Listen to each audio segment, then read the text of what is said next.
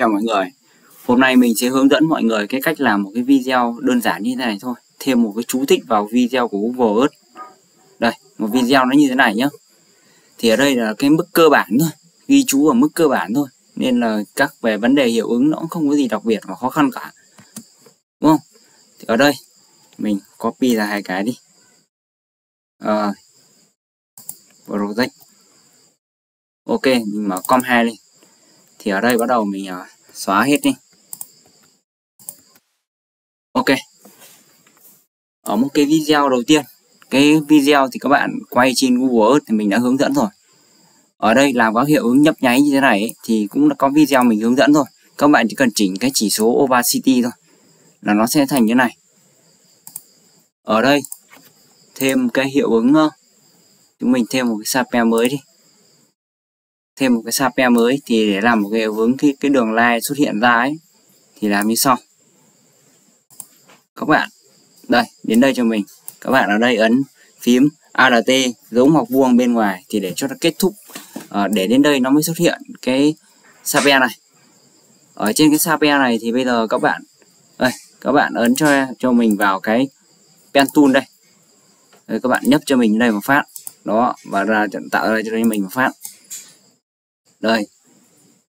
Ở đây các bạn muốn tăng cái độ đậm của cái đường line này lên thì các bạn tăng cho mình cái stroke này lên. Nếu không thì các bạn chỉ để tầm này thôi. Ok. Được chưa? Tiếp theo là bây giờ các bạn thêm cho mình chức năng chim path. Ở trong cái sapia này thì các bạn thêm chức năng chim path cho mình. Được chưa?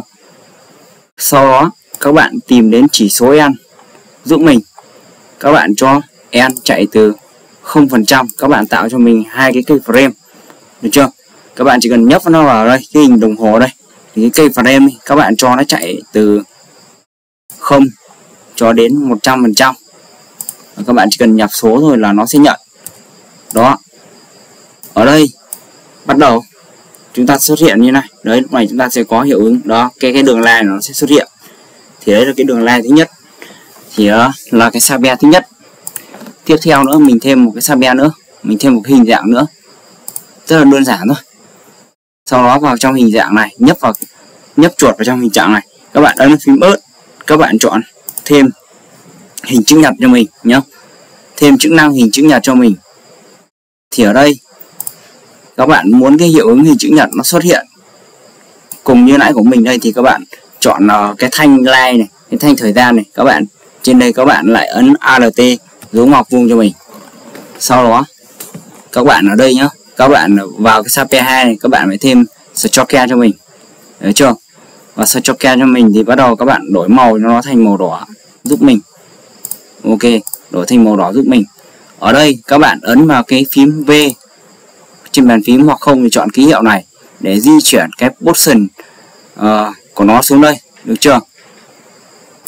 Như ở bên này, như ở cái com này thì mình cho đây, như ở com 1 này mình đã làm đây thì mình cho nó chạy từ đây, mình cho nó chạy từ 257 cho đến 490 257. Ok. Thì ở đây các bạn vào cái dai hình chữ nhật cho mình. Đó, các bạn ấn vào đây cho mình. Các bạn ấn tắt cái chức năng này đi cho mình nhé. Ở đầu tiên thì chúng ta chọn chức năng thành 257 giúp mình. Được chưa? Ta cho 0 này. Và ta cho cái này là 257. Ok. Khi đấy đấy thì khi các bạn thấy nó bất hợp lý một phái thì ở đây 257. Đó, khi các bạn thấy nó bất hợp lý một cái hình chữ nhật này, cái đường line nó sẽ ra quá xuống đây thì các bạn lại chọn vào cái P, các bạn kéo nó lên trên như thế này. Ok. Khi ấy chúng ta sẽ có như này. Chúng ta chọn vào dai, chọn một cây frame vào đây, bật lên ký hiệu cây frame vào đây và kéo ra đây. Chúng ta chọn vào 490. Khi đấy mình sẽ có một hiệu ứng như này. Đó, thì cái hình chữ nhật này sẽ hiện ra. Đúng không? Tiếp theo nữa là mình bắt đầu cho chữ xuất hiện từ đây. Đúng không? Mình thêm một dòng chữ đi. Rồi tiếp tục là mình ấn vào chữ T. Mình gõ đi. Ví dụ như dãy núi Yên Tử. Ok, sau khi mình có một cái dãy núi yên tử này ấy, mình di chuyển nó vào đây. Đó, ở đây mình di chuyển nó như thế này. Thì đến đây chúng ta phải xem cái Sape nó đây, để xem nó ra đến đây thì bắt đầu mới cho chữ nó xuất hiện dần nhá, đúng không? Ở đây đúng không? Mình bắt đầu từ đây, nó phải như này thì chữ bắt đầu mới xuất hiện. Thì mình sẽ cắt đi, mình sẽ cắt cái layer này đến đây nó mới xuất hiện. Thì các bạn lại ấn Alt đúng hoặc vuông ra bên ngoài.